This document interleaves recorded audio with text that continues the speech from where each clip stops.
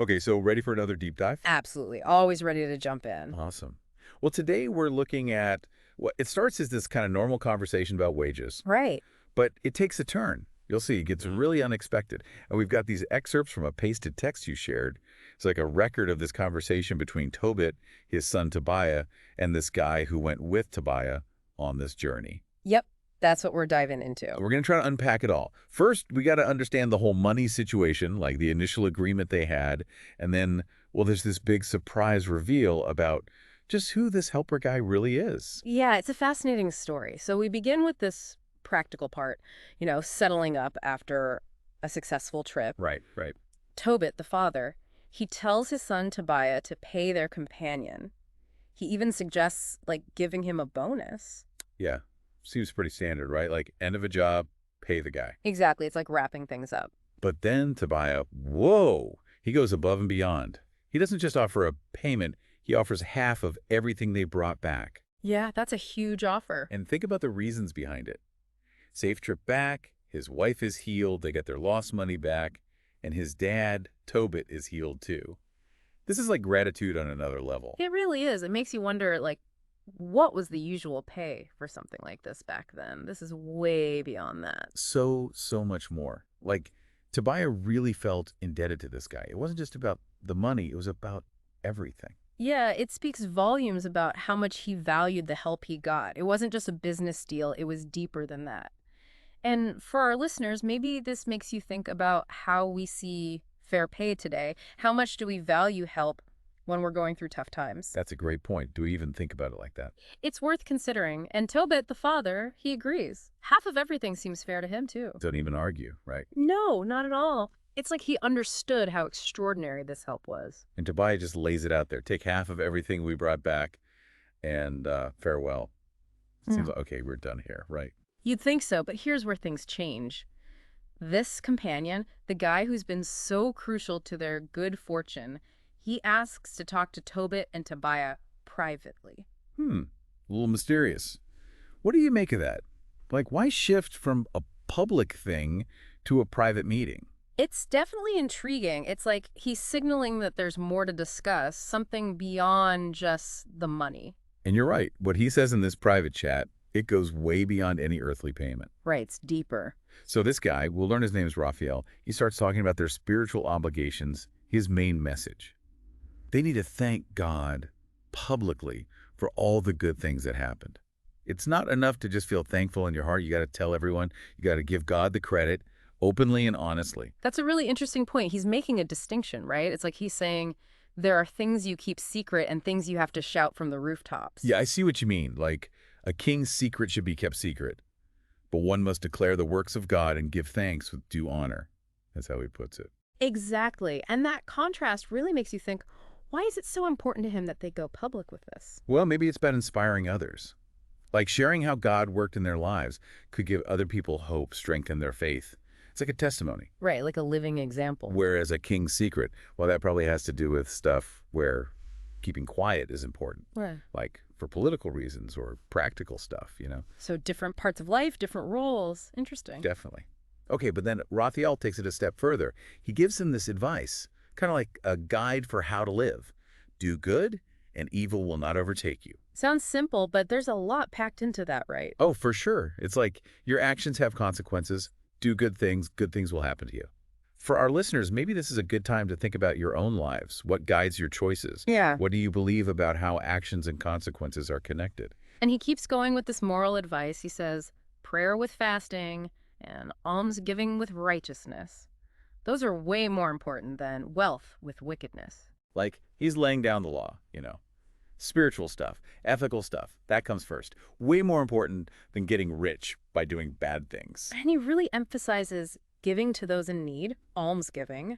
He says it saves from death and purges all sin, and it leads to a full life. Wow. He's not playing around. This isn't just charity, it's like a spiritual lifeline.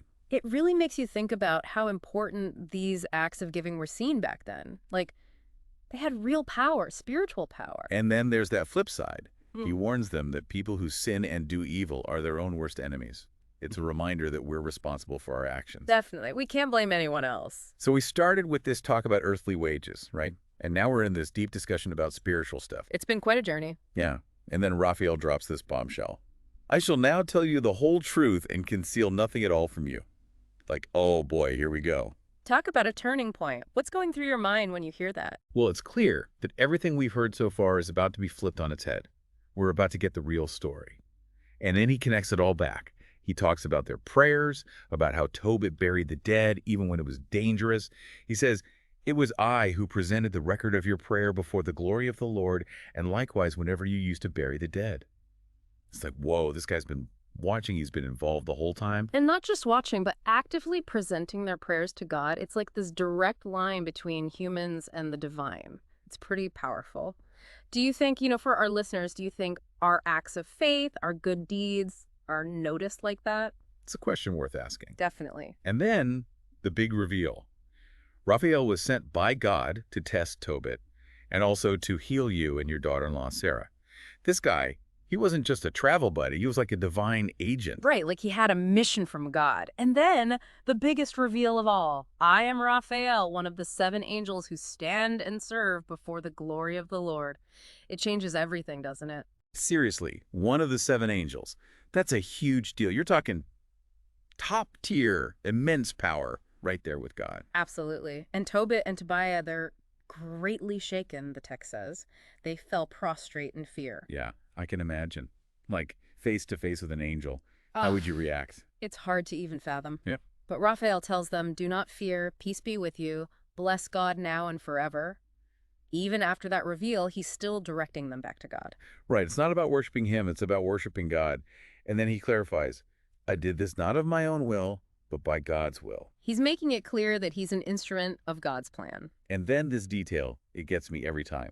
Even though you saw me eat and drink, I did not eat or drink anything. What you were seeing was a vision. So all that time, he was putting on a show in a way. It was all part of the plan. Yeah, just amazing. Underscores his otherworldly nature. He wasn't really one of them, not in the earthly sense. It makes you question what we think we know about reality, What we see isn't always the whole story. For sure. And then his last instructions. Bless the Lord on earth and give thanks to God. Look, I am ascending to the one who sent me. Write down all that has happened to you. He's going back, and he wants them to document everything. So why is that so important, do you think? What's the purpose of recording this whole experience? Well, it's like a testament, right? Proof of God's actions, proof that an angel was among them. And it's something to share, to encourage others, to help them keep the faith. And for us, for our listeners, maybe it's a reminder to think about our own lives. Are we paying attention to the important moment, maybe even writing them down? There's power in remembering. And then, just like that, he's gone. Ascends right before their eyes. And the impact is lasting. Tobit and Tobiah, they keep praising God, thanking him for everything that happened. It makes the whole conversation about money at the beginning seem so trivial. Right. Like it was just the setup for something much bigger. Exactly. It's about faith, about divine intervention, and recognizing God's blessings even when we don't see them coming. It makes you wonder, what's happening in our lives that we might be misinterpreting? What deeper meanings are we missing? So we went from a simple money talk to a full-on encounter with the divine. We saw human generosity, spiritual guidance, and then bam, it was an angel all along. Totally changes the perspective. This story reminds us, that sometimes the people who seem like ordinary helpers might be something much more. It makes you want to look beyond the surface, to be open to the possibility that there's more going on than we realize. And on that note, here's a question to ponder. If there are unseen forces at work in our lives, how does that change how we act? How does it affect our faith, our kindness? What if we don't have all the answers, if the full picture is hidden? Can we still trust? Can we still believe in something beyond what we can see? It's something to think about. Thanks for joining us on this deep dive, everyone. Absolutely. Until next time.